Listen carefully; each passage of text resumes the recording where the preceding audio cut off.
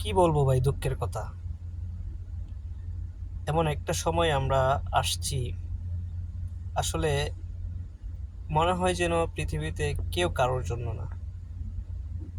কারো উপকার করলে সে উল্টা আরো পিছনের মধ্যে লাথি দিয়ে বলে যে তুই কেন আমার উপকার করতে আসছিলি।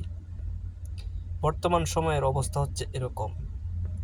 আপনি যদি কারো উপকার করতে যাবেন, তখন দেখবেন সেই মানুষটা উপকৃত হওয়ার পরে আপনার সাথে এই কাজটাই করবে, আপনার পিছন বরাবর একটা ভালো করে একটা লাত্তি মারবে।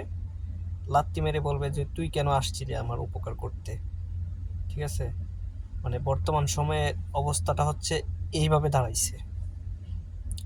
সেই জন্য বলি যে উপকার করার আগে অনেকবার চিন্তা ভাবনা করে তারপরে উপকার করবেন, যে আপনি কার উপকার করতেছেন। সে কি আপনার পিছন বরাবর লাত্তি মারবে, নাকি আপনাকে টেনে বুকে টেনে নিবে। ঠিক আছে? যাই হোক, আর মানুষের বিপদে উপকার করাটা এটা মানে একটা মহৎ গুণ। যারা এই কাজটা করে, আমি তাদের উদ্দেশ্য করে একটা কথাই বলবো যে যদি আপনার সামর্থ্য থাকে, আপনি যদি জানেন যে আপনার, বুঝতে পারেন যে আপনার পিছন বরাবর একটা লাত্তি মারবে, তারপরেও যদি উপকার করতে পারেন তাহলে করবেন। উপকার করা খারাপ কিছু না। আপনি যদি কারো উপকার করেন, আল্লাহ আপনার উপকার করবে। ঠিক আছে? আল্লাহ সব কিছুই দেখে। আল্লাহ সহনশীল।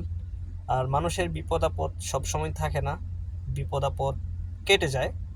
তারপরেও একটা কথাই বলবো যে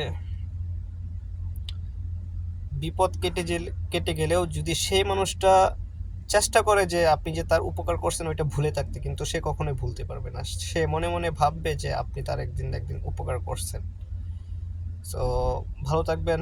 আল্লাহ হাফেজ। আসসালামু আলাইকুম।